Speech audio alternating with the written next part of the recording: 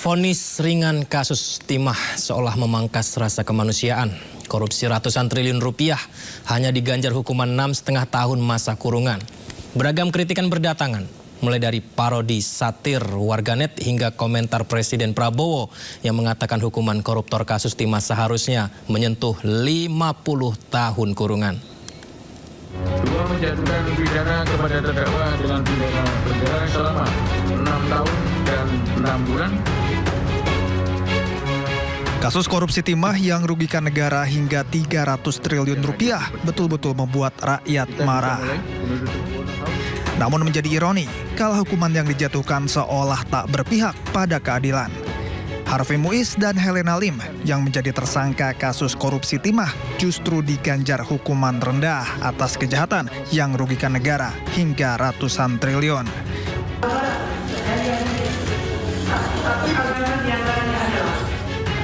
Dalam momentum pembacaan vonis yang dijatuhkan kepada Helena Lim, bahkan isak tangis sang ibunda jatuh mewarnai. Alih-alih memancing rasa iba, sejumlah netizen justru geram dibuatnya. Sejumlah satir dan sindiran terhadap putusan yang dijatuhkan mulai bermunculan dan mewarnai lini masa media sosial. Bahkan influencer Jerome Pauline membuat konten yang menjabarkan perumpamaan nilai korupsi dengan lama masa kurungan. Alhasil, nilai fantastis masih didapat para tahanan korupsi.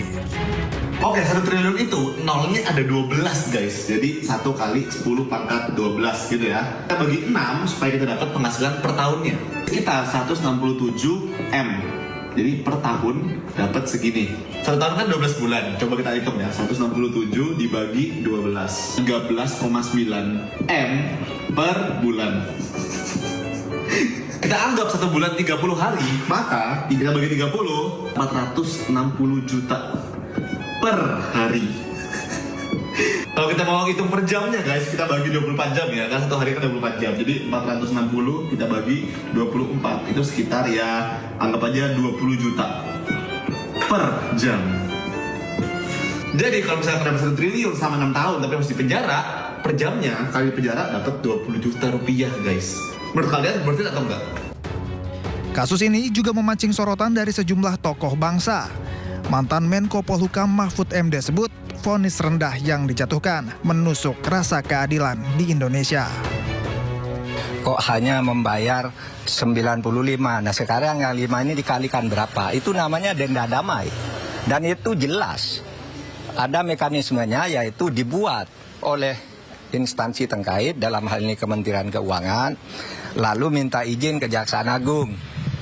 Minta izin ke Jaksa Agung, jelas tuh prosedurnya, angkanya jelas, tidak diam-diam. Nah sekarang dinaikkan kewenangan ini, Jaksa Agung boleh menerapkan denda damai tanpa usul dari instansi terkait. Bahkan kasus ini juga mendapatkan sorotan khusus dari Presiden Prabowo Subianto. Presiden sebut kasus korupsi yang merugikan negara hingga triliunan rupiah seharusnya diganjar hukuman 50 tahun penjara. Dan saya mohon ya, kalau sudah jelas melanggar, jelas mengakibatkan kerugian triliunan, ya semua unsurlah.